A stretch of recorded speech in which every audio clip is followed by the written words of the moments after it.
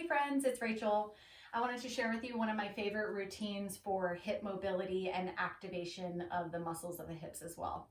This video is excellent as a standalone if you're short on time and you need a little bit of movement, especially if you've been sitting at a desk all day or you've been driving all day. Excellent way to get a little bit of lubrication into the hips as well as activate the muscles around it. This is also a supremely excellent warm-up for any kind of physical activity, especially if it's going to be a little bit more leg dominant. I really like this one before squatting. Gets the hips really nice and open, moving like butter. And as a climber, this is my go-to because this focuses a little bit more on mobility and external rotation. So getting the hips ready to be nice and open for the wall. So, this video is going to focus a little bit more on mobility, activation, core stuff than necessarily just like flexibility.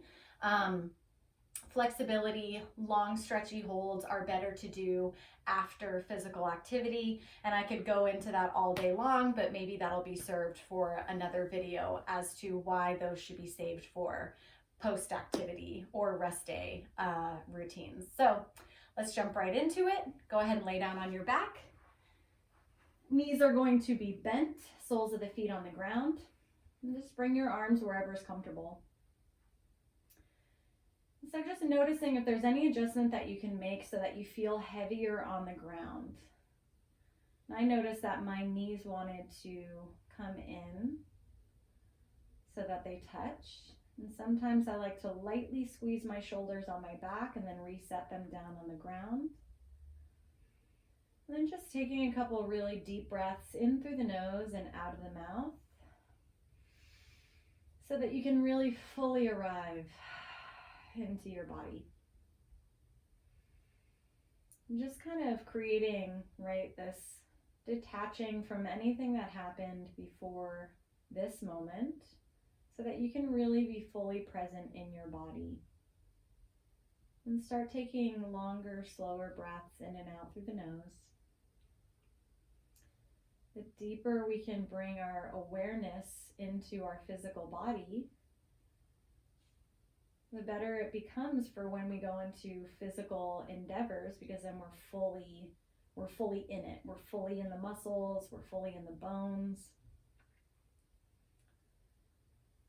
Let's come into a little bit of external rotation. So figure 4, bringing the right ankle just above the left knee, keeping your right foot gently flexed. So you don't need to overachieve it, just gently pull it back and just allow your right leg to open up. Again, we're not hugging in the figure 4, taking the hand inside and pushing it open wider. We're just letting it be as it is.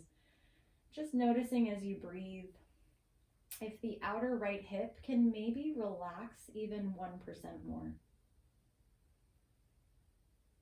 When you take these longer, deeper breaths, no need to inhale so much that you're creating tension or you're kind of reaching for that full extent of the breath. Instead of trying to be like the A+ student, be okay just going A- or B+ with the breath. And switching legs.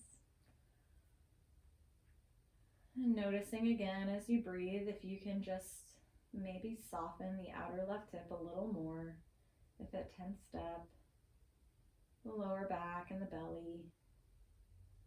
Foot is very gently flexed on the left foot.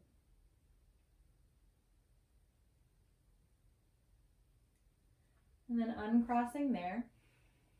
And then coming into a little bit of bridging here. So however you'd like to bridge, just kind of lift the hips and lower them back down. And again, not overachieving here, not try to lift up as high as we possibly can, but just kind of being a little softer about it. We'll get revved up in a little bit, but for now, just kind of noticing how your spine feels, how your hips feel when you do this. Keeping that awareness on your breath. And then lower the hips all the way down and bring the heels as close in towards your bum and close in towards your glutes as you can, so that you can even touch them with your fingertips. And then walk the feet away from your bum about 4 or 5 inches. So the reason we're doing this is because if the feet are super close in, sometimes we can't activate deeply into our glutes. So by taking the feet a little further away, it gives us that access to really deep activation there. So without flattening your low back, get your low back closer towards the ground and then pull the navel into the spine. Again, without tensing or pushing forcibly. And then start to press through the heels as if you wanted to lift the hips, but don't lift them up all the way. Just push through the heels so that your hips get lighter on the ground, maintaining that core awareness. And then relax and soften completely. And then activate through the belly, push through the heels, lighter on the hips, and then relax everything. And then third time's the charm, draw navel to spine, press through the heels, and this time lift your hips up. But don't lift them up so high that your chest is all the way up towards the neck. So for today's purposes, we're going to soften the back of the chest down towards the ground, and that might mean the hips lower a little bit, and then really tuck through the pelvis so that posterior tilt, again, gets us a little deeper in towards the glutes. And then maintain this, lower the hips down so that you just barely tap the floor, push through the heels, keep the butt tucked, and engage through the abdominals a little bit. And this is all you're doing, down and up. Again, only lifting as high as you can maintain that tucking of the pelvis and not letting the chest come up towards the neck. Not that there's anything wrong with that. It's just not the focus for today. Today's focus is booty, booty, booty. It's rocking everywhere. Ooh, get ready for the jokes, y'all. Get ready for it. Then lower the hips all the way down completely. Let's come into figure 4 on the right side. So right ankle crosses above the left knee, foot is gently flexed. So now we're in external rotation with the right leg. You're going to stay in external rotation, but then float the ankle away from the knee and then lower back down. And that's your action now. Go for it on your own. You don't want to lift it so high that the knee starts to come in towards the chest, right? So as best as you can, keep the knee out to the side and think that you're trying to bring the inside of your left foot towards your right or left shoulder rather. And you don't have to go for 100% every time either. See what it's like to only go 40% and then let it go. And then lift up, hold. Take your left hand, grab the inside edge of your right foot, right hand to the right knee in your external rotation, and then start to just rock your leg from side to side. So it's like you have a little leg baby here. And you're just rocking your little leg baby from side to side. And then pause in whatever range of motion you want. Keep your hands right where they are, but then lift up your foot up and away and staying in external rotation, and then lower the foot back down. And then go through that side to side range as you lift and lower through the foot. So see what it's like to bring the leg baby all the way out to the right. Extend up and down and kind of getting into whatever range of motion you want to explore here. Just being mindful that you're trying to stay in external rotation to the best of your ability. And then one more. Okay, and then come back into your figure 4. Take both hands on top of the 2 bony protrusions on the front of the hip. So we're just using this to make sure that we stay more or less even with the pelvis. So activate through the low abdominals, push into your left heel, and lift your hips into figure 4 bridge. And so if your right side is dipping a whole lot, press the right side up by pushing your left heel down even more, and then make sure you keep the butt slightly tucked, again, chest soft out of the neck. And lower the hips, just dip, barely hit the ground, push through the heel, lift back up, keeping the hips nice and even, going down and up, trying to stay in your external rotation on the right side to the best of your ability right now. And one more, lift up, this time hold. Now drive your left heel down, float your right side external rotation up any amount, and then lower the ankle back down to the knee and soften the hips all the way down to the ground. And then all the way back up, float your external rotation, keep the hips even, lower the ankle, tap the hips. So we got 2 more of those. Really focus on left glute activation. Again, maybe 40% as you lift up, lower, tap the hips. Last one, hips up, lift your external rotation, lower the ankle, lower the hips all the way down, relax. Sole of the right foot on the ground, close the eyes, take a couple deep breaths in and out through the nose. If you feel kind of up right now, right, your system is a little bit like, whoa, something just happened. Use your breath to just calm yourself down and just notice what you feel on the left side of your hip and on the right side of the hip. Just make some observations there as you breathe nice and deeply. Just kind of clearing the slate, getting ready for the next side, which is happening right now. So figure 4 on the opposite side, left ankle above right knee. And then staying in your figure 4, external rotation, float your leg up and lower back down. And again, not just going to 100% every time, but exploring the different percentages within your range of motion. So my left side is way more restricted than my right side. And it's not that I have to fix it. I know that about myself.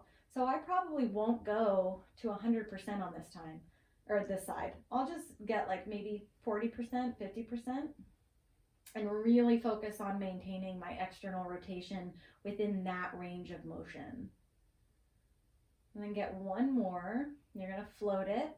Then you're gonna grab onto the foot, left hand to left knee. Congratulations, you have twin leg babies. Then you'll rock from side to side, your little second leg baby. I told you I got the jokes. They're not good. I didn't say they were gonna be good. And then staying in external rotation, lifting the foot up and away, lowering it back down, and then bringing it to the side in a different position, and just going through this a couple times on your own. And I will say, you don't necessarily want to go to 110%, because if you go a little too far, your body will actually tense up. And then if you tense up, you're not able to relax into a greater range of motion. So just, again, you don't need to be the A+ student right now. You can be A-, you can be B+.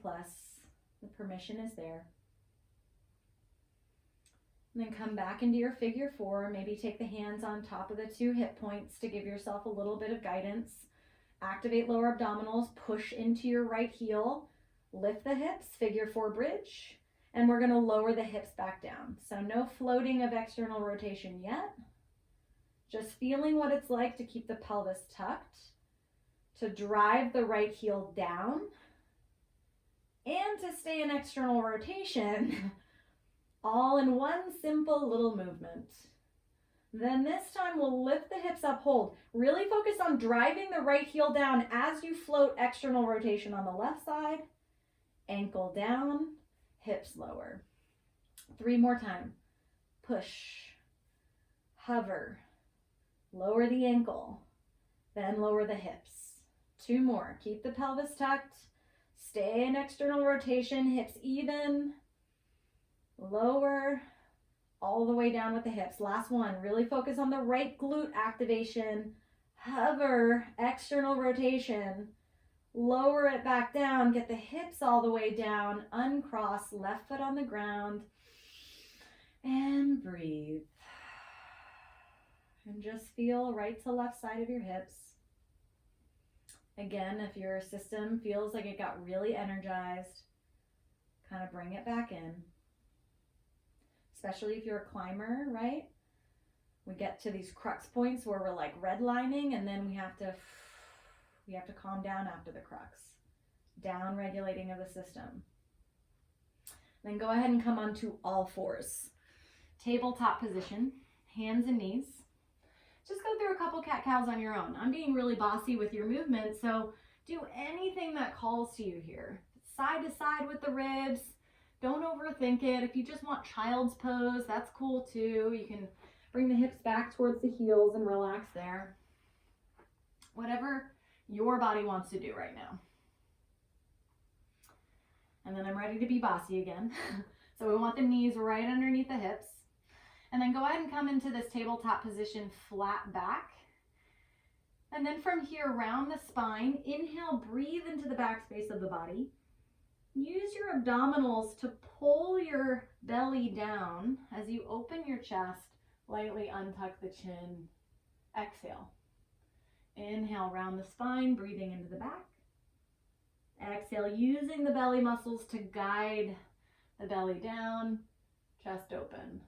Then find a nice flat spine and imagine your crown of your head is reaching out in front of you as your tailbone pulls back behind you simultaneously.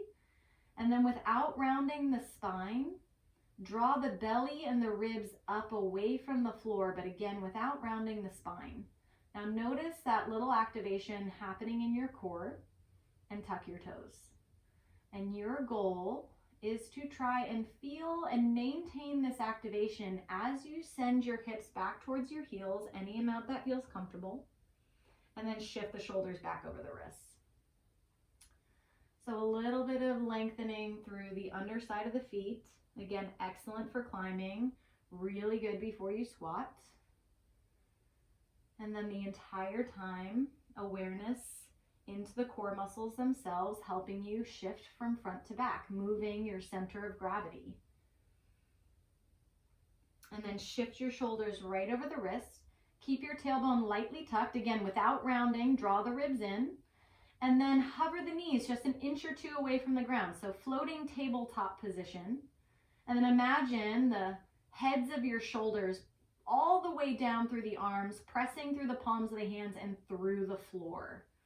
And then get lighter on the toes and let the lower abdominals kick on more to pull the knees and hold them up there for you. Take one more breath. And then keep the knees exactly where they are. Keep them at the same height. Shift your hips back towards your heels. And then lift your hips up into down dog. But don't lengthen the legs all the way straight if you feel your body weight shifts forward. It's better to keep the knees slightly bent. You'll still feel a stretch in the back of the legs. And then same thing in reverse. Sink the hips down to the heels, knees hover, floating tabletop position. Shoulders out of the ears. Good, shift back. And lift the hips up, down dog. So we got a couple more times. Keep moving and grooving. Take your time. Nice warm up for the quads, for the shoulders, core, lengthening out through the hamstrings, calves, ankles. One more time. Floating tabletop. Back. And downward facing dog, stay, and then loosen up through the neck. Maybe pedal out the feet here for a second. Shift your hips a little from side to side.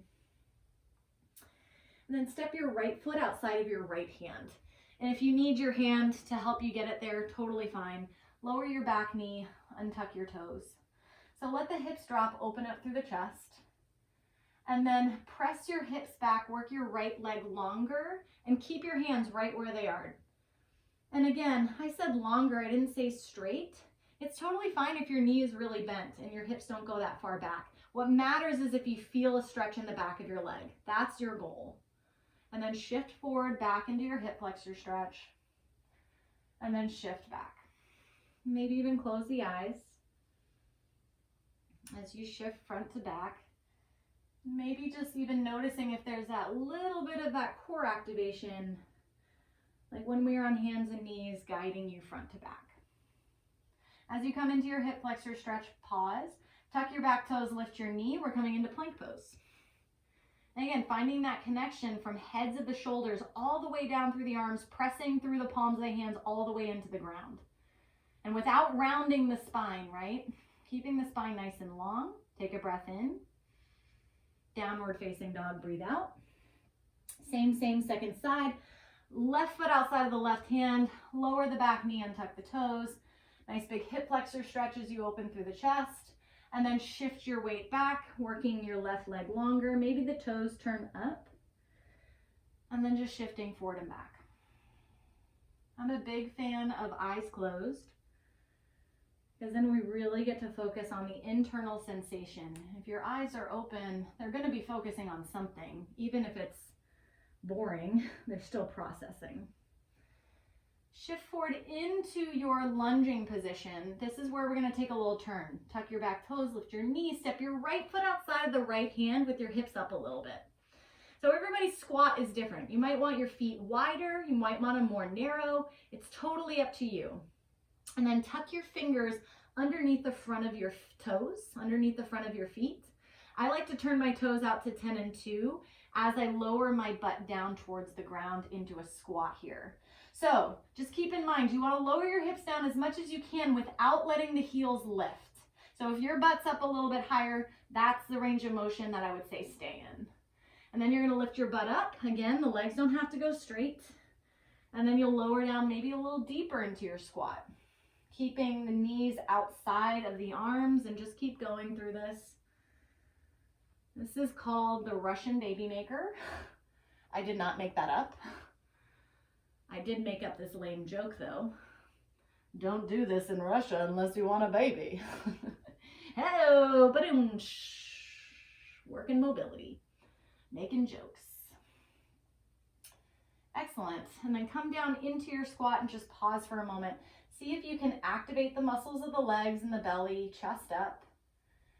And then maybe take the hands away and stand all the way up. My face is going to be cut off, but that's totally fine. So we're going to do some elevator squats. You're going to lower all the way down into your squat as deep as you can, keeping the heels flat, chest up. Pause for 5, hold, squeeze the muscles of the legs. 2, now lift up just an inch. Ooh, keep holding.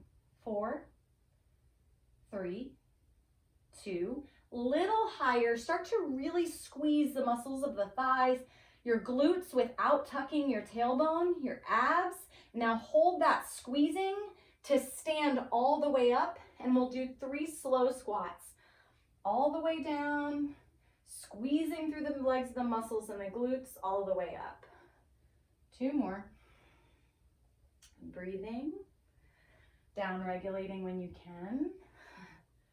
And 1 more, coming all the way down, hold for 4, 3, push into the legs, 2, come up a little higher, hold, knees not collapsing, opening through the front of the pelvis, lift up a little higher, squeeze the muscles of the legs and the butt. Again, don't tuck, keep squeezing as you stand, hold that, 3 squats, down, with control, squeezing on the way up.